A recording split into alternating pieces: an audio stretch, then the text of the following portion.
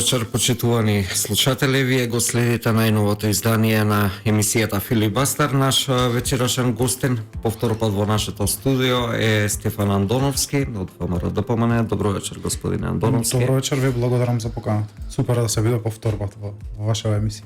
Ти благодарам. Вака, Стефан, би започнал со, не знам, деновиве, последниве 2-3 дена има неколку скандали и афери од меѓународни размери.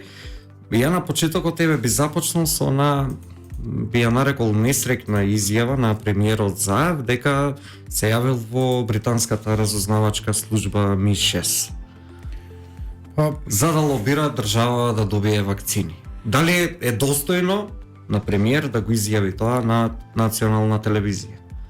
Не знам дали е достојно да го изјави, не знам дали е достојно и ние како опозиција воопшто го коментираме. Не знам веќе дали е можеби ова што се прави со изјавувањето на вакви лесно наречени глупости, можеби е намерно за да се оттргне вниманието и на јавноста и на опозицијата од важните теми за граѓаните, од тоа што ги боли, од тоа што им се случува секојдневно. Баш денеска на доаѓање на ум прочитав една изјава на еден интересен млад градоначалник од Босна и Херцеговина, Драшко Станивуковиќ, во кој што вели полоша работа од криминалот е само кога институциите молчат.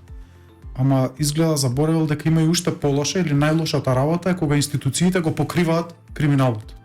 Па така во бројни вакви изјави за МИ6, за поранишниот генерален секретар на владата Драги Рашковски, како да се обидува владата да ги одбрани, или Зоран Заев да ги одбрани неговите соборци со бизнисмени или содружници, како да ги наречам во тоа друштво со ограничена одговорност кое што се нарекува Влада на Република Македонија, па кажува се за да го покрие срамот кој што ни се случува. Но најстрашно што нема одговорност, и ја затоа и вечерва веќе нема да зборувам само со критички осврт кон владата, но ќе кажам дека за секој криминал мора да има одговорност, дека таа одговорност ќе дојде, дека тие мора да одговараат пред законите, пред судовите на оваа држава и да ги сносат последиците од своите дела или од своите недела. А ние како опозиција, или барем јас во моите анализи, ќе се обидувам да давам повеќе решенија отколку да ги истакнувам проблемите. Мислам дека веќе сме уморни од секојдневните скандали и веќе сме преполнети со таа негативна енергија и апатичност и како да чувствуваме дека веќе не можеме да се справуваме со толку голем број на скандали. Затоа велам одговорност, а потоа решение. Стефан, ти си член на извршниот комитет на ВМРО ДПМН, меѓутоа си и магистар по меѓународни односи. Би сакал пред се да се задржиме на сите овие актуелни теми, околу светскава пандемија. Вакцини набавуваме денес, утре, задутре, се ориентираме према западни вакцини. Да не беше соседна Република Србија, ние немаше се уште да имаме вакцини, дури и оваа доза последниве од вакцини кои што ни пристигнаа, се исто пристигнаа со авион на Ер Србија, така да се отвара сомнеш колку се набавени од надвор или пак Србија не ги има позајмено нас, па потоа треба да враќаме. Меѓутоа со оние денеска фрапантни податоци кои што ги открија, кои што ги изнесе во јавност италијанскиот медиум La Veritas, дека премиерот Заев, нашата влада преговарала со приватни компании од Хонг Конг за набавка на кинески вакцини. Образложението беше дека се прекинало со тоа бидејќи реагирале од амбасадата на Народна република Кина во Скопје. Треба да ни каже амбасада или држава дека тоа не смееме да го правиме? Па вака, оваа приказна е малку посложена од тоа што сакаат денеска да ја објаснат од владата, а почнува уште минатата година кога веќе неколку амбасади, странски амбасади зборуваа дека имаат вакцини кои што би можеле да ни ги понудат. И ние бевме дел од едни информации или синџирни информации кои што протекуваше, но овие амбасади се жалеа дека немаат никаков повратен одговор од Министерството за здравство. Прво е тој страшен сегмент, ова е октомври-ноември минатата година, кога овие амбасади понудиле и и порачале дека испораката може да биде јануари-февруари оваа година, но што е најстрашно, од Министерството за здравство немало никаков одговор, ниту потврден, ниту негативен, ниту одговор, извинете, анализираме, ќе видиме, ќе ви вратиме и така натаму. Воопшто тоа било глува соба во која што глув зид или глува соба во која што се удирале информациите од овие амбасади. Тоа е првата фаза.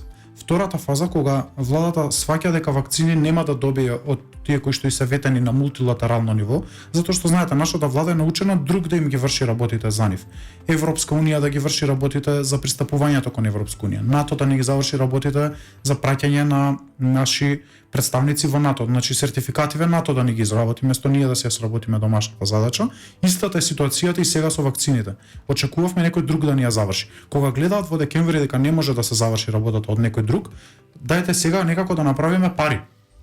Ние да завршиме, ама за да завршиме работава, да земеме некоја аванта, да земеме нешто, некој бонус во задниот джеб и се обидуваат да ги контактираат производителите од Кина преку посредници.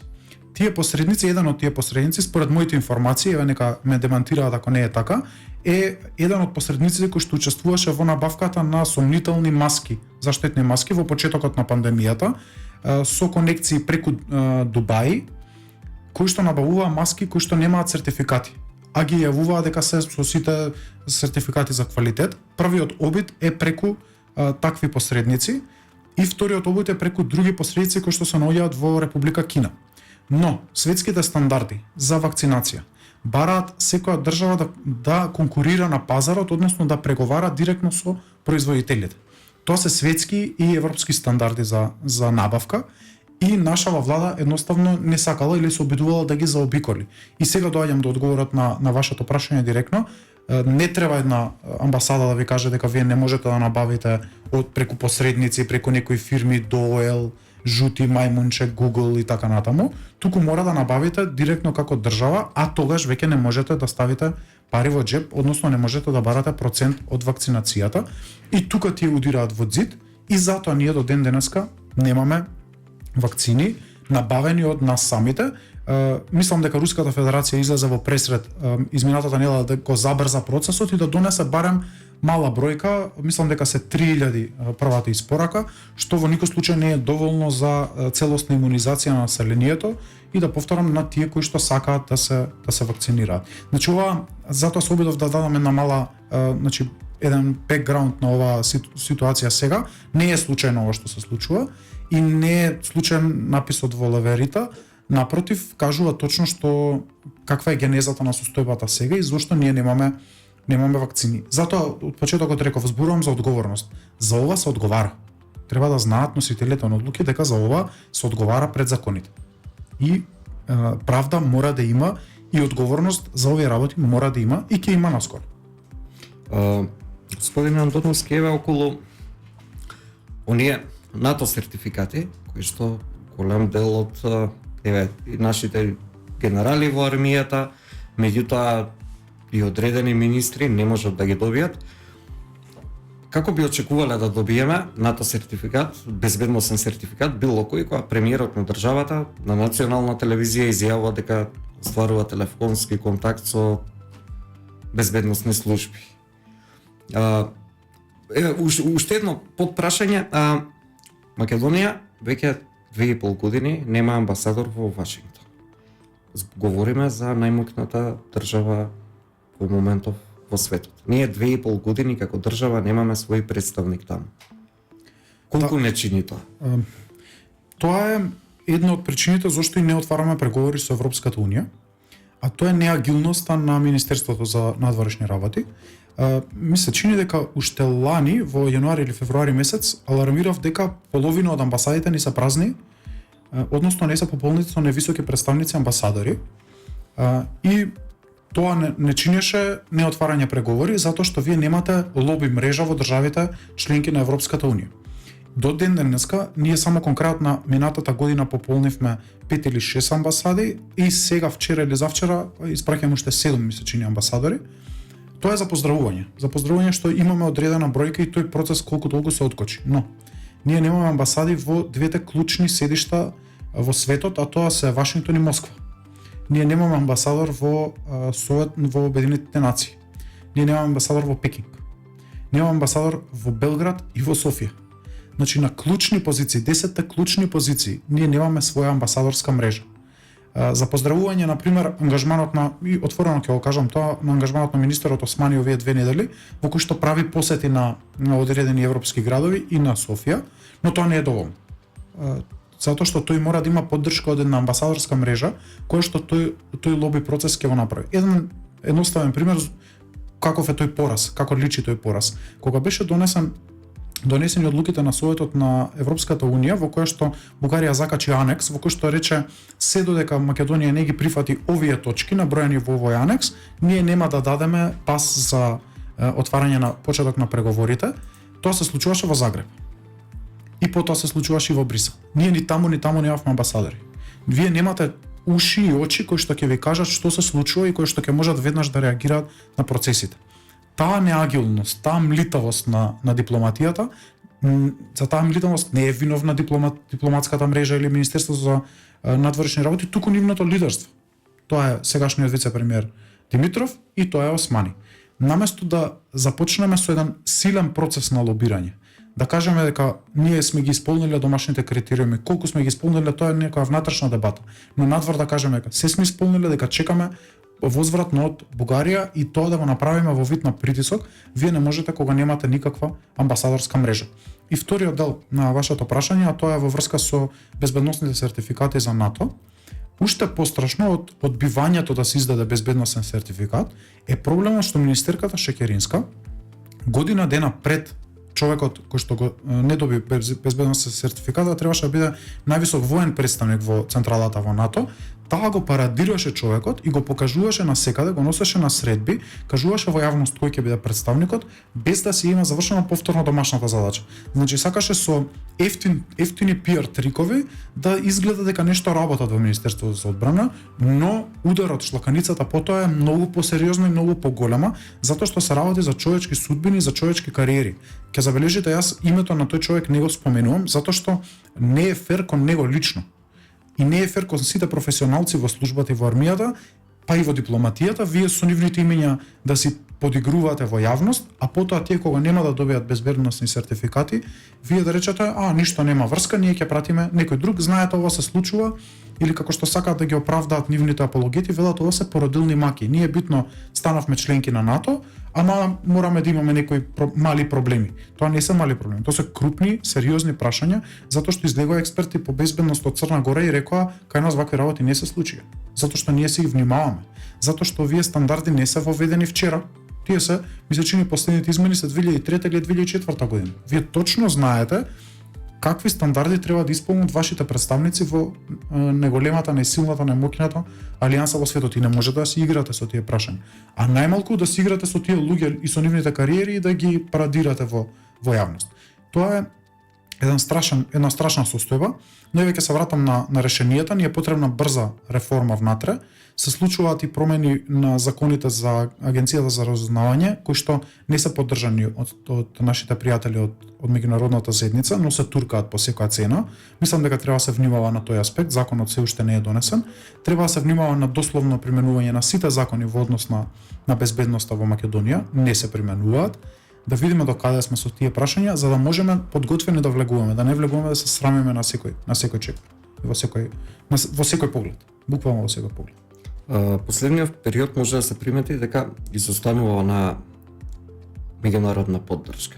И ја искрено не паметам влада, премиер, конкретно и председател на држава, да толк временски период не имаат остварено средба со ниту еден председател или премиер, освен, не знам, премиерот Заев која на она примо предавање на вакцини кој имаше средба со заедничка пресконференција со српскиот председател Александар Вучич. Како успеавме, колку толку Македонија, 30 години е независна држава, имаше тешки почетоци, имаше период кога се воспоставија традиционални пријателства со пријателски држави, но овој период нема ништо од тоа. Како успеавме да крахираме? Па треба да бидеме свесни дека Македонија има пријатели и дека тие пријатели ни се стратешки, долгогодишни, го покажуваат своето пријателство и со зборови, но многу повеќе со дела. Тука морам да ги споменам програмите на Соединените Американски држави, кои што се тука присутни повеќе од 20 години и кои што се гарант на нашата безбедност и стабилност меѓународно. И како пријатели се покажале во пракса. Мислам дека проблем има оваа влада, дека оваа влада ги загуби сите пријатели кои што ги имаше.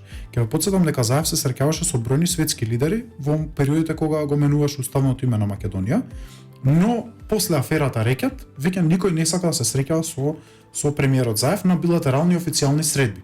Видовме дека го споменав пред малку министерот Османи, тој имаше средба со неговите колеги и во Италија, мислам дека беше и во Ватикан, после Брисел па Софија, што значи дека Османи го примаат и се среќаваат со него, неговото ниво, односно неговите колеги во Министерството за надворешни работи. Проблемот е кај премиерот Заев, кај вице-премиерот Османи, вице-премиерот Димитров, кои што немаат официјални билатерални средби изминатиот период од аферата Рекет. Видете, секој светски лидер сака да се среќава со други светски лидери кои што имаат своја тежина во своите држави, кои што не се познати по криминал, корупција, по фабрики за марихуана, по колумбиски начин на владење во државата, кои што не купуваат избори и кои што не се вмешани во сериозни случаи на Рекет, за кои што видовме докази. Ќе ве потсетам на онаа изјава на Бојан Јовановски, кој што на крајот на судењето вели парите од Рекет да ги барате кај фамилијата Заеви, и тоа не е случајно, тоа го гледаат амбасадите на странските држави во Македонија, го пренесуваат извештаите на Транспарентност Интернационална, Freedom House, на останатите на светски медиуми и светски анкетни куќи кажуваат дека состојбата во Македонија со корупцијата и криминалот не е добра и немате светски лидер кој што сака да се среќава со некој кој што предизвикува таква ситуација во Македонија. Само за споредба, Transparency International во својот извештај 2013, 12, 13, 14 година не квалификува околу 600 до 700 место, сега сме 111. Не велам дека 600-700 место е добро, не е добро. Добро би било да сме во првите 10, затоа што кон тие земји целиме, ама 111 место е друштво на народите да ми простат тие држави од Средна Азија и држави кои што се уште не се излезени од граѓански војни. И вие не можете да се споредувате, не смеете да се споредувате со такви држави. А ние се доведовме во ситуација да гледаме дека тие и се над нас, дел од нив се и над нас во ова рангирање. И затоа светските лидери не сакаат да се среќаваат со нашиот. Во однос на изјавата на бугарскиот вице-премиер и министр за одбрана Каракачанов, односно оној негов статус на Facebook, кој што беше објавена мапа на голема Бугарија, беше побаран став и коментар од премиерот Заев. Тој изјави дека не би се мешал во внатрешните работи на Бугарија затоа што таму е предизборна кампања. Да, видете, во Бугарија точно е предизборна кампања. Ми се чини дека дел од бугарските политичари сакаат да сокријат својата работа, да речеме, или неуспесите од владата или од владењето со напади кон Македонија. За тоа се согласувам, но вчера или завчера имаме еден извештај на Сенатот на Соединените Американски држави, потпишан од двајца предводници на тој се вика Сенатска комисија за меѓународни работи. Председател е демократот Боб Мернандес, а Риш е, тие го викаат senior сенатор од републиканската партија, но двајцата го потпишуваат мислењето кон Бугарија, а тоа е дека бугарско-американските односи се во криза, заради тоа што во Бугарија владее сериозна корупција, намалување на слободите на медиумите, политички притисоци и бројат проблеми со владењето на правото и така натаму.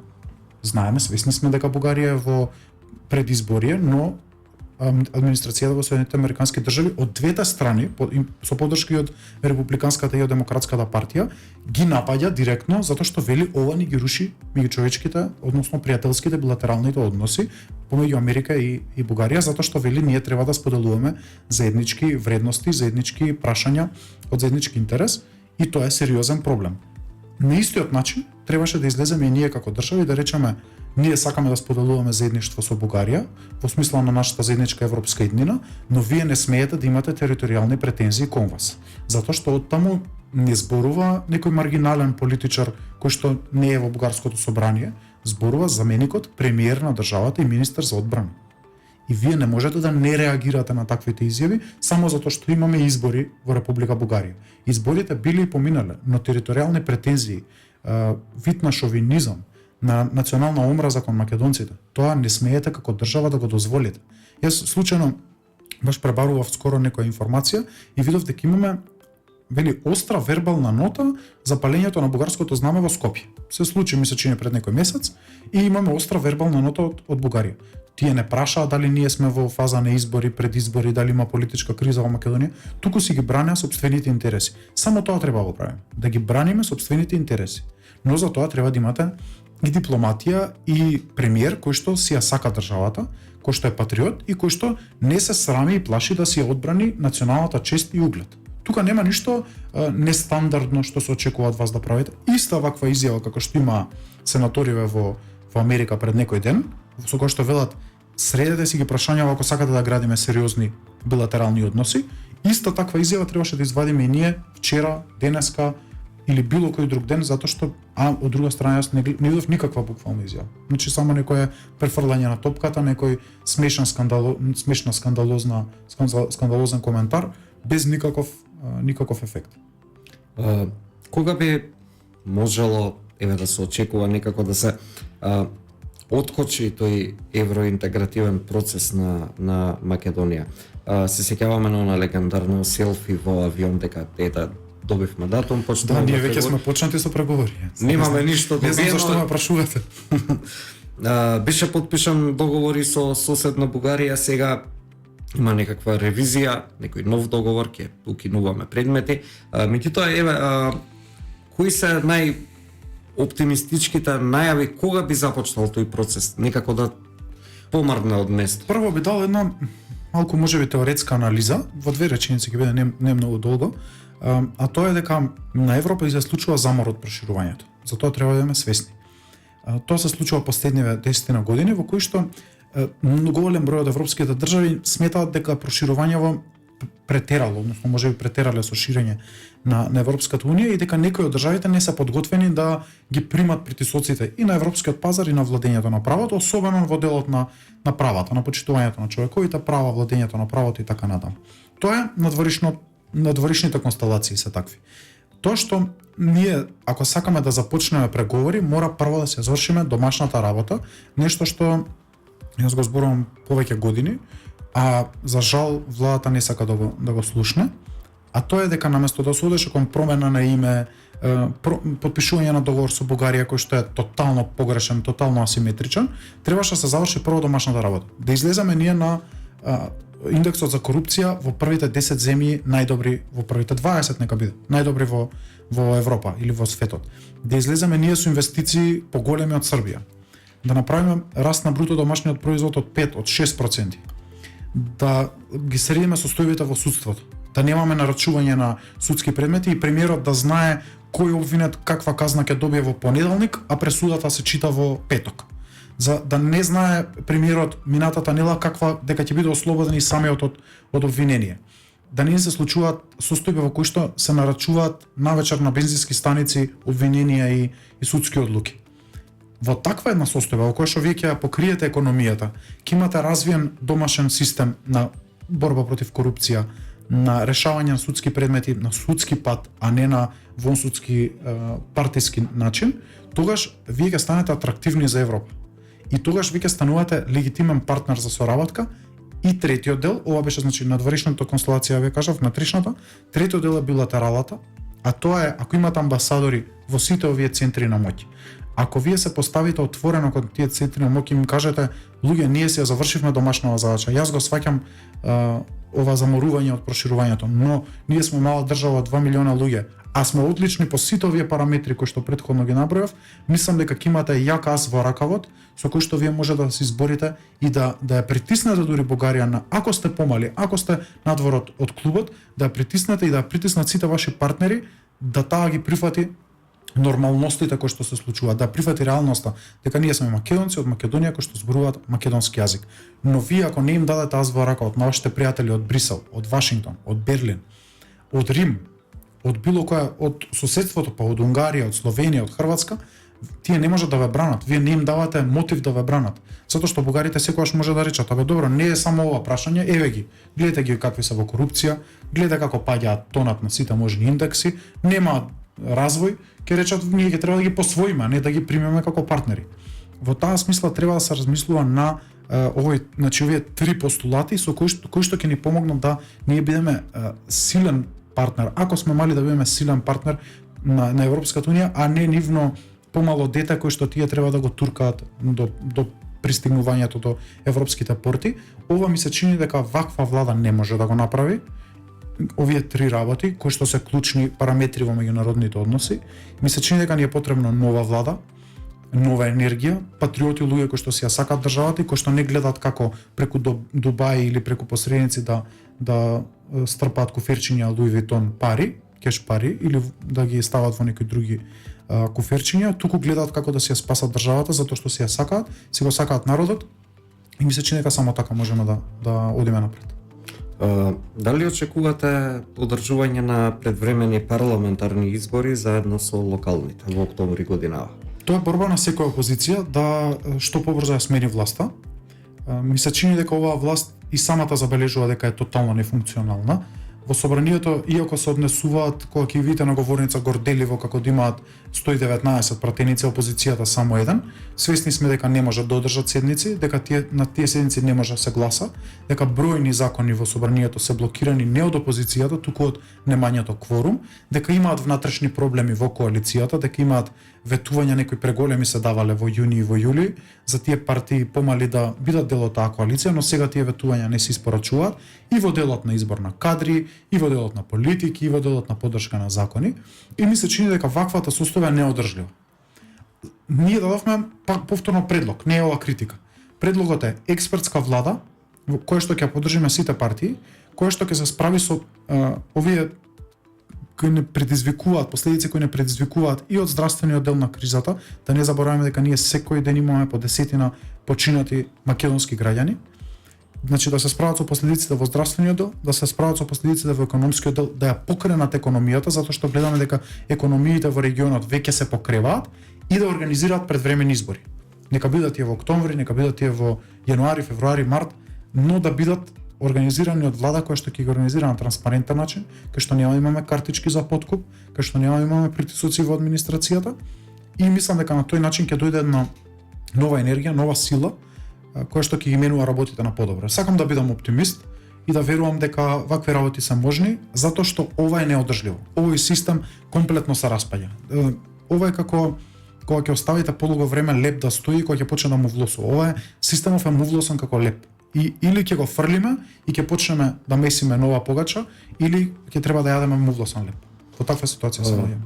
Уште колку би можело временски период да издржи оваква коалиција, ако земеме во предвид дека единствено нешто кое што беше изгласано во собранието беше поддршката за довербата на владата, кога дали на сила не навлегувам во детали, беа обезбедени 62 пратеници, меѓутоа 2 месеци уназад собранието нема кворум за работа.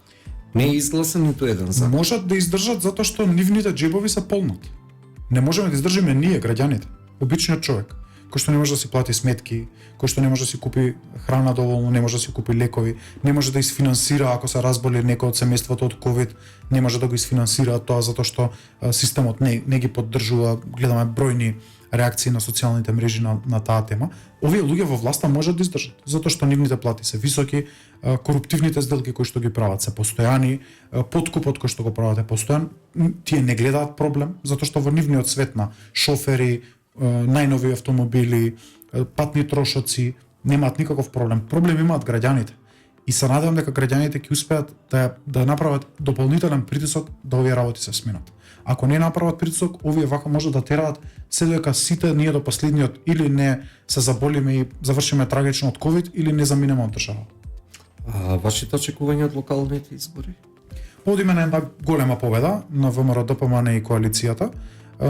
Анкетите кои што ги имаме во моментов покажуваат дека имаме предност во најголем број од општините кои што се во кој што имавме предности изминатите избори и победивме, да не се лажеме, ние мислам дека имавме над 40 општини во кои што победивме изминатата година, значи на парламентарните избори. Ми се чини дека разликата ќе биде уште посериозна на овие избори. Размислуваме за добри, квалитетни кадри, честни луѓе, патриоти кои што си ја сакаат државата и кои што ќе работат, за разлика од овие 4 години кога што видовме масовна неработа.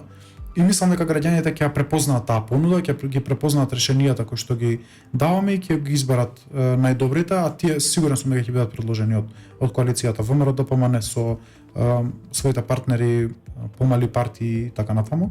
Коалицијата за обнова на Македонија ќе има убедливо најдобри резултати, ми се чини и на листите за градоначалници и на листите за советници. Еден од последните законски решенија кои што беа изгласани во собранието беше тој за пописот. Треба да започне на 1 април. Денеска сме 10 март. Вечерва во 22 часот започнува полициски час. Некако се најавуваат нови рестриктивни мерки, последниве денови имаме по 800-900 заразени, по 20-15 починати. И наеднаш треба државава за 21 ден од денес да започне операција попис. 4000 попишувачи, секој од нив во просек во денот треба да влезе во 500 куќи.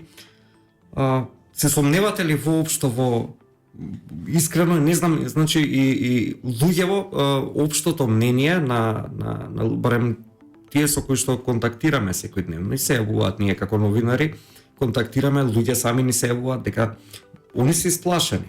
Влезат дома, истиот тој човек што ќе попишува, 500 куќи ќе влезе. Постои голема шанса повторно да имаме нов бран, може ќе окрстиме попис бран, како и да е. Но она што остава впечаток најмногу е дека бројките се веќе договорени однапред, процентите. За жал, јас ова го забележав и во процесот на собирање потписи против ваков попис.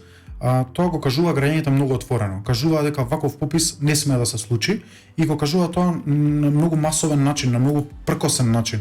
Излагува десетици, стотици на штандовите да се потпишат против ваквиот попис и тоа не мотивираше и да го поднесеме законот за поништување на законот за попис, ваков каков што е. Треба да сме најасно дека попис на Македонија е потребен, насушно потребен, но тој попис може да се направи електронски и на тој начин вие нема да ризикувате ничие здравје. Јас само и вашите слушатели ќе ги поттикнам да размислат колку луѓе викнале на гости изминатава година споредено со годините претходно. Јас ќе ви кажам, за 100% е намалена бројката на луѓе кои што си примаат гости. И тоа зборуваме гости кои што вие ги познавате, се ваши блиски, пријатели, роднини, браќа, сестри, братучеди и така натаму. Паднате социјалниот живот, паднати се пријателствата. И сега вие одеднаш ќе имате непознат човек кој што ќе влегува во 20 куќи дневно. И сум сигурен дека, не им посакувам, но сум сигурен дека дел од тие 3000 по процентуална застапеност дел ќе се разболат, што е природен процес. И кога ќе го расшират вирусот кон луѓето во кои што ќе влезат, или доволно да постои страф дека може да го расшират, за каков попис зборуваме? Зборуваме единствено за попис кој што значи покривање на веќе предизборен коалициски договор. Да немаше таков коалициски предизборен договор, тогаш власта без проблем ќе се согласеше или на отисоци од прст, како терминали за отисоци од прст, со кои што ќе се гарантира дека тој човек е присутен тука во Македонија и дека се попишува, или ќе се согласеше на мечирање на бази и правење на електронски регистар на население или така наречен електронски попис. Словенија го има направено пред 10 години без никаков проблем. Ми се чини, тоа го има кажано и колегата Муцунски дека од 2015 веќе се развива процес на електронски регистар, поддржан од ИПА средства од Европската унија во Македонија и не гледам причина зошто не би требало да тој процес финишира или го крунисаме со електронски регистар на население, кој што ќе значи електронски попис и ние ќе ги имаме сите можни податоци. Ама можеби на тој начин нема да излезат оние договорени квоти. Не сигурно нема да излезат тие бројки кои што се договараат, туку ќе излезе реалната слика за населението во Македонија, ама видете, ако вие договарате бројки, тоа значи дека вие утре повторно немате имате легитимни параметри по кои што ќе инвестирате во училишта, во градинки, во фабрики. Ќе знаете на странските инвеститори им кажете дека во Тетово или во Виница имате 1000 инженери, дека во Струмица имате прехранбени техничари или немате, дека имате правници во Битола или немате. Со лажирани бројки вие повторно нема да имате такви информации. Но целта е друга. Целта е да се задоволат теснопартиски коалицијски барања кои што велат таа и таа етничка група ќе има толку проценти, другата ќе има толку проценти. Јас не сакам да шпекулирам со тие бројки, но веќе се искружаа во јавност бројките и се надевам дека ќе се свести власта, има уште време да се стопира работава, да се одложи пописот за до година или пак да одиме кон спроведување на електронски попис. Ништо не е страшно да имаме една година пролонгирање, ако тоа значи дека ние ќе имаме реален попис како што треба на наредната година. Еве, вие како политичка партија собравте преку моментов има преку 100.000 потписи, не се лажам. Ги собравте за релативно краток период, 2 недели. Да, помалку од 2 недели. Помалку од 2 недели. Скоро само за викендите претежно се собираат, преку недела помалку, но интересот беше голем. Да, секој ден по 3 часа, во меѓувреме СДСМ го ажурираше своето партиско членство. Тие открија дека имаат 80.000 члена. Тоа беше процес кој што траеше месец и половина, речиси 2 кај нив. Ако ВМРО-ДПМН не успее да собере еве преку 100.000 потписи, СДСМ ажурира членство за многу подолг временски период, има 80.000, некако ние некако предизборно она мерење на силите, што може да ни каже ова, какви показатели да ни даде? Па јас не бев влегол во таков тип на анализа, од причина што многу луѓе кои што и не се членови на ВМРО-ДПМН или симпатизери го поддржуваат попис, ова спречување на пописот ваков каков што е, и многу луѓе од пркос излегоа од револт. А од друга страна се само ги искористи сите полуги на власта, па министри се шетаа по куќи наместо да им се случуваат бегства на обвинети лица, тие наместо се справуваат со тоа, шетаа по куќи и попишува членови, односно ажурираат членови, како и да се нарекува тоа. Мислам дека беше тотално бесмислена таа активност нивна, во време кога луѓето се заразуваат, вие да шетате по куќи, да чекате ве пречекуваат со ручеци, со вечери, со колачиња, за да ги ажурирате или попишете и да им стварате притисок на луѓето дека мораат да станат ваши членови или да го ажурираат членството. Ке беше пофер да остават штандови каде мислат дека треба и таму луѓето да доаѓаат да се ажурираат со своето членство, каде што се чувствуваат комотни со маска, со заштита, а не да шетаат по куќи. Но ако ме прашувате кој мислам дека е моменталната каква состојба, мислам дека владата на СДСМ е во слободен пат. Поддршката на СДСМ е значително намалено гледајќи каква беше минатата година, затоа што тогаш се уште постоеше оној вродено почитување на институциите кои што македонскиот народ го има.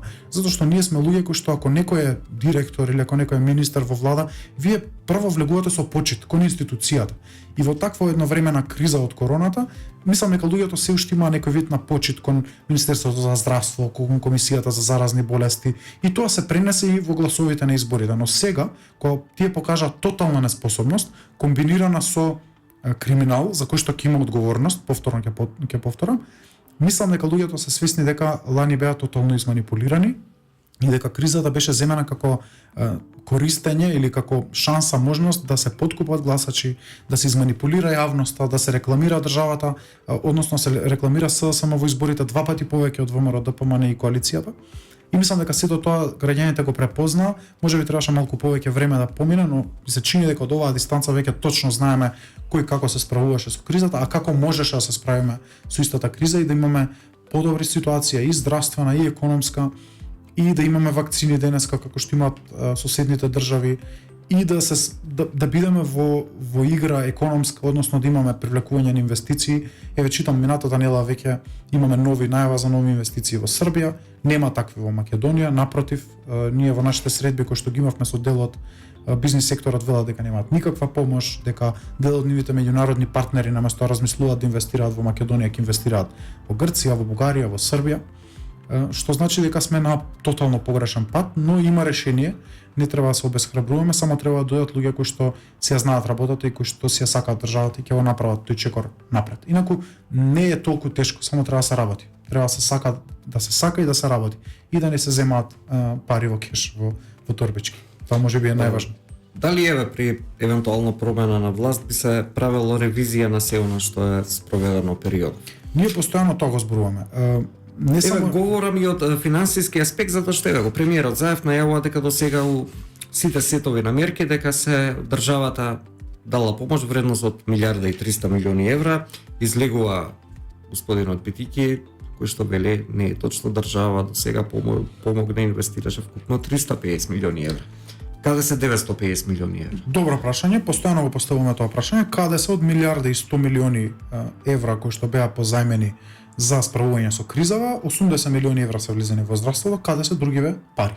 Вие рековте 300 милиони за економијата, тоа се 380 вкупно, каде се останатите повеќе од 700 милиони евра? Сега се задолжи уште 700 милиони евра. И сега ние можеме да го критикуваме ова, но значајно да кажеме дека одговорност ке има. Првата одговорност е оној закон кој што ние го спомнавме минатата година пред изборите и го подготвуваме да го поднесеме, тоа е закон за потеклон имот прво на политичарите, да видиме од каде се париве кои што се стекнати, како со службеничка плата од 30, 40, 50 илјади денари, еден политичар по 2, 3, 5 години на власт може да купи 5 стана. Може да купи автомобили во вредност од 1.000.000 евра. Може да отвори фирма која што има раст секоја година од по 200, 300, 400%. Која друга фирма има таков раст? Ама растот на фирмите на фамилијата Заев има таков еден скок галопирачки. Па да беа во IT секторот најиновативните компании, стартапи, газели, нема да имаат таков раст. Ама очигледно нешто има зашто имаат раст. Прво ќе ги провериме со законот за имот, за потеклон имот, а понатаму ми се чини дека и сегашната законска регулатива дозволува да се искористат членовите 353 злоупотреба на службена положба за со ставовите подолу кои што се однесуваат на значителна имотна корист, па да видиме кој како ги заработил парите, дали имало злоупотреба или немало на службената положба, и ми се чини дека едно ослободено обвинителство и ослободено судство од било какви притисоци и стиги ќе може да постапи по сите овие предмети. Чисто за потсетување, од изборите минатата година ние поднесовме на денот на изборите МВР, ВМРО, ДПМН исто така, поднесовме над 30 кривични пријави за високи функционери на СДСМ кои што беа фатени живи во подкуп. За дел има слики, видеа и така натаму. До ден денес ниедна од тие 30 кривични пријави не е процесуирана од обвинителството да тоа каже има елементи на кривични дела и поведуваме постапка, или нема и отфрламе кривичната пријава. Се чуваат во фиока, но тие нема да застарат, а одговорност и за обвинителите кои што не постапуваат треба и мора да има. Такви случаи со непостапување се и други бројни за високи функционери на оваа влада и во изминатиот состав. Ќе ве потсетам на случајот со Лидија Димова, на случајот со Ден Дончев, на случајот со Драги Рашковски, на случаите Диаверум, Диамет или како се викаше Леонардо, бројни други случаи. Нема никаков резултат од страна на обвинителството, и тие луѓе треба да знаат, односно носителите на одлуки во тие обвинителства треба да знаат дека и за такво непостапување одговорност има. Фер е да се каже, во овој случај немаме кривично дело, нема такви елементи и затоа ние не поведуваме постапка.